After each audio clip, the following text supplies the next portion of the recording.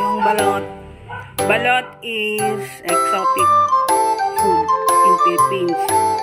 It's made of duck egg.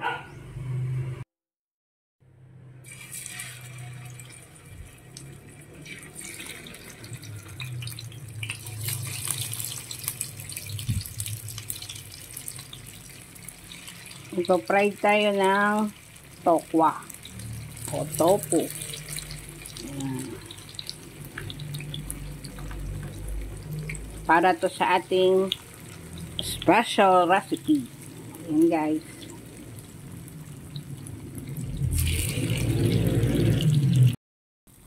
Nagpa-fried ako ng tokwa o tofu para sa aking special recipe for the day.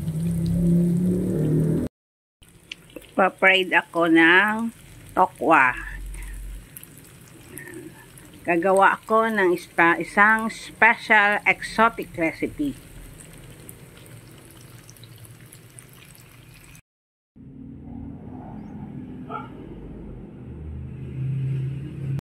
Sa recipe nito, gagamit tayo ng onion, garlic, hot chili, onion leek, and green chili. And then, gagamit din tayo ng, ito yung ating pinried na tokwa o tofu. Ayan.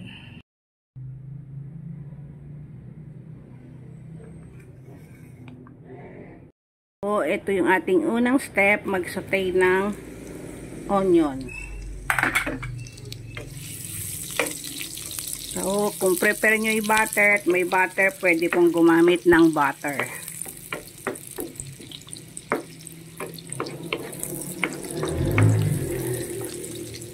Sunod na rin natin yung garlic. Ayan, inuna natin yung onion.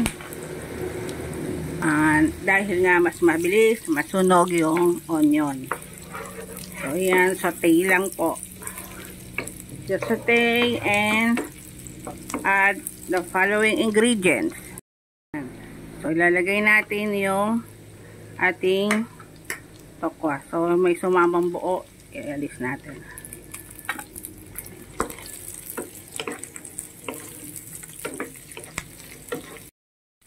Then, isunod natin yung ating special ingredients.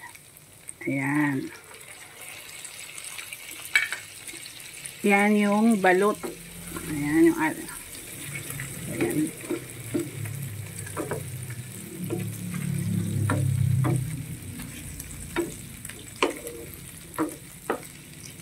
So, kung gusto nyo naman pong damihan ng balot, pwede din.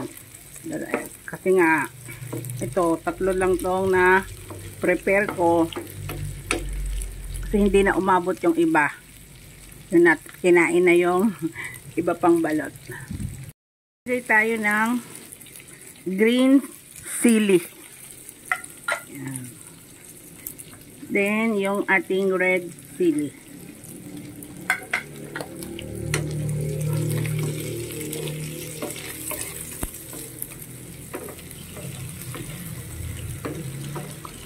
Medyo na parami yung aking tokwa. Pero okay lang. Dapat kasi mas marami yung balot. Kasi side dish natin yung tofu o yung tokwa. So, dahil niluto ko itong recipe na to para sa dahil Father's Day, ayan, tamang-tama sa mga daddy, sa mga tatay, sa mga papa na ito yung kung mag-chill sila, meron silang pulutan. Ayan. Not only pulutan, pwede po siyang maging ulam. Ayan. Ayan, maglalagay tayo ng ayan, lagay tayo ng paminta.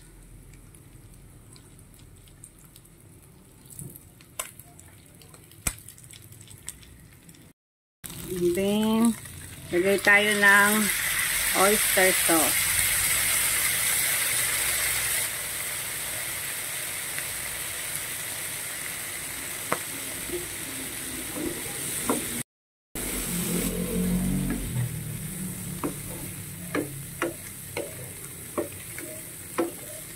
So, yung oyster po, depende nga sa dami nung niluto. Ito, kung gaano karami yung ilalagay mo. So, I put 1 pack sachet lang para hindi masyadong maalat.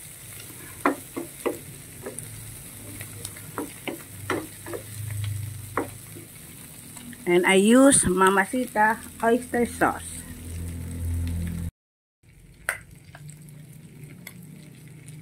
So, ito na, nilipat ko na sa sizzling plate. Ito yung ating niluto.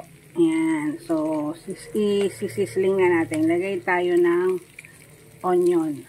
So, malinis yung kamay ko at saka ako naman yung kakain. Ayan. So, kinamay ko na. Ayan, guys. So, pwede pa kayong mag-add ng green chili or red hot chili kung gusto nyo. So, yan. Lagay tayo ng ping tayo ng onion leek. Ayan. Ito na yung ating finished product. Ang ating sizzling balut in oyster sauce. Ayan. So, happy Father's Day sa lahat ng mga daddy, papa, tatay, ano yung mga lolo. Yan.